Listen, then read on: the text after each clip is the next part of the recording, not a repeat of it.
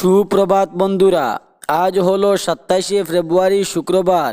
আজকের বরাক উপত্যকা সহ সমগ্র আসামের খবরগুলি হলো: ইসরায়েলে মোদি নেতানিয়াহুর সঙ্গে মধ্যপ্রাচ্য নিয়ে আলোচনা, বিরোধী দলনেতার পদ হারাতে পারে কংগ্রেস, মুন্না মজুমদারের হত্যাকাণ্ডে ধনরাজ সহ 3 জনের যাবজ্জীবন কারাদণ্ড, শিলচরে বদুরাইলে মোদির সভাস্থল ঘুরে দেখলেন 2 মন্ত্রী, মুখ্য সচিব ও জিডিপি, অসমে 10% কম চাষভূমি সেচের আওতায়, বিহুর আগে নির্বাচন হলে ভালো অভিমত রাজ্য সরকারের, হাইলাকান্দি পূর্ত বিভাগের আর্থিক দুর্নীতির অভিযোগ রাইজোর দলের। তাহলে বিস্তারিত খবরে যাওয়ার আগে এখনই চ্যানেলটি সাবস্ক্রাইব করুন এবং পাশে থাকা বেল আইকনটি বাজিয়ে রাখুন, যাহাতে সমস্ত খবরগুলি সবার আগে আপনার কাছে পৌঁছাতে পারে। এখন শুনুন আজকের খবরগুলির বিস্তারিত। ইসরায়েলে মোদি নেতানিয়াহুর সঙ্গে মধ্যপ্রাচ্য নিয়ে আলোচনা। ইসরায়েল সফরে ভারত বন্ধু ইরান নিয়ে বেঞ্জামিন নেতানিয়াহুর সঙ্গে বৈঠক করলেন প্রধানমন্ত্রী নরেন্দ্র মোদি।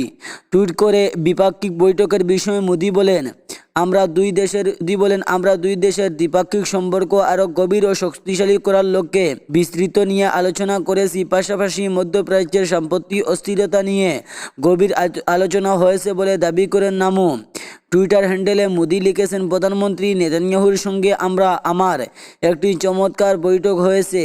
সেই সময় আজ সকালের উষ্ণ অভ্যর্থনার জন্য কৃতজ্ঞতা প্রকাশ করেছি। 9 বছর পর ইসরায়েলে ফিরে আসতে পেরে আমি আনন্দিত। দুই দেশের মধ্যে দ্বিপাক্ষিক সম্পর্ক আরও গভীর ও শক্তিশালী করার লক্ষ্যে আমরা বিভিন্ন বিষয়ে আলোচনা করেছি। বিরোধী দলনেতার পদ হারাতে পারে কংগ্রেস, মুখ্যমন্ত্রী হিমন্ত বিশ্ব শর্মা। পরবর্তী বিধানসভা বিরোধী দলনেতার পদটি কংগ্রেস হারাতে পারে বলে স্পষ্ট ইঙ্গিত দিলেন এবার মুখ্যমন্ত্রী হিমন্ত বিশ্ব শর্মা। একই সঙ্গে বিধানসভা নির্বাচনকে ঘিরে বিজেপির প্রার্থী তালিকার 40 জন নতুন মুখ থাকবে বলেও সাফ জানালেন মুখ্যমন্ত্রী। আজকে টিকে দাঁড়িয়ে মুখ্যমন্ত্রী বলেন, সংখ্যালঘু অধ্যুষিত কেন্দ্রগুলিতে কংগ্রেসের ভালো সংগঠন রয়েছে, অস্বীকার করে কোনো লাভ হবে না। সংখ্যালঘু অধ্যুষিত আসনগুলোতে 100% জয়ের সম্ভাবনা রয়েছে কংগ্রেসের। যদি সেসব আসনের মধ্যে রাইজোর দল এবং অসমের জাতীয় পরিষদের কয়েকটি আসন ছেড়ে দেয়, তাহলে পরবর্তী বিধানসভা বিরোধী দলনেতার পদটি হারাবে কংগ্রেস। কারণ বিরোধী দলনেতা হতে 22টি আসন দরকার। যদি মিত্রতার স্বার্থে রাইজোর দলের 5টি, অসম জাতীয় পরিষদকে একটি সংখ্যালঘু অধ্যুষিত আসন ছেড়ে দেয় এবং এআইডিএফ 2-3টি আসন ছিনিয়ে নিতে সক্ষম হয়, তাহলে নিশ্চিতভাবে কংগ্রেস বিরোধী দলনেতার পদটি হারাবে। এই মন্তব্য সংখ্যালঘু অধ্যুষিত আসনগুলিতে নিয়ে সমঝোতা না করার জন্য কংগ্রেসকে পরোক্ষ পরামর্শ দিয়েছেন মুখ্যমন্ত্রী হিমন্ত বিশ্ব শর্মা। মুন্না মজুমদারের হত্যাকাণ্ডে ধনরাজ সহ 3 জনের যাবজ্জীবন জেল। সেই 2008 সালের 5 নভেম্বর ওই দিন শিলচরে শিবকালীন এলাকার বাসিন্দা মুন্না মজুমদার নামের যুবক মৃতদেহ পাওয়া গিয়েছিল মেডিকেল কলেজ হাসপাতালে। মুন্নাকে হত্যা করা হয়েছে এই সন্দেহ ব্যক্ত করেন তার পরিজনরা। উত্তাল হয়ে উঠে শহর হামলা অভিযোগের এসবের জুড়ে শহরে জারি করা হয় কারফিউ। আন্দোলনের নামে বিভিন্ন সংস্থা মুন্নাকে হত্যার সঙ্গে যে আমূল ছিল না। দীর্ঘ 22 বছর পর আদালতের রায়ে এবার প্রমাণিত হলো তা। কাছাড়ে এডিশনাল সেশনে বঙ্কিম শর্মার আদালত বুধবার এই মামলার রায় ঘোষণা করা হয়। ধনরাজ সুরানা, রিঙ্কু দেব উর্ফে মধুসূদন এবং রতন দেবনাথ নামের 3 জনকে যাবজ্জীবন কারাগারের সাজা শুনিয়েছে। এক বস্ত্র ব্যবসায়ী প্রতিষ্ঠানের স্বত্বাধিকারী ধনরাজ সুরানা শিলচরের জানিগঞ্জ এলাকার বাসিন্দা। রিঙ্কু ও রতন তার প্রতিষ্ঠানের কর্মী।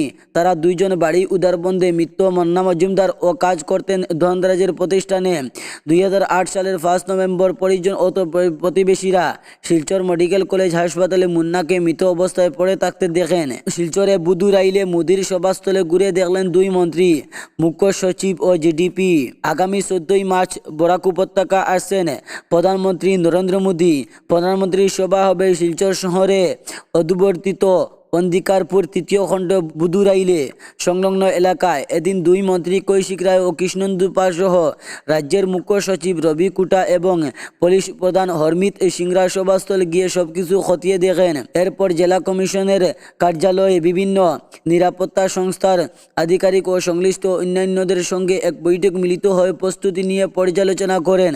বৈঠকের পর কৌশিক রায় সাংবাদিক মাধ্যমে জানান, সভায় প্রধানমন্ত্রী বড়পানি 5 গ্রাম এক্সপ্রেস শিলচর ফ্লাইটার এবং পাতারকান্দি অগ্নিকালচার কলেজ সহ অন্যান্য কিছু প্রকল্পের শিলান্যাস করবেন। মন্ত্রী জানান সবার জন্য 200 বিঘা জমি চিহ্নিত করা হয়েছে। টার্গেট রয়েছে 2 লক্ষ লোকের সমাগম এই সবার জন্য। প্রশাসনিক স্তরের পাশাপাশি বিজেপি পক্ষ থেকে প্রস্তুতি চালানো হচ্ছে।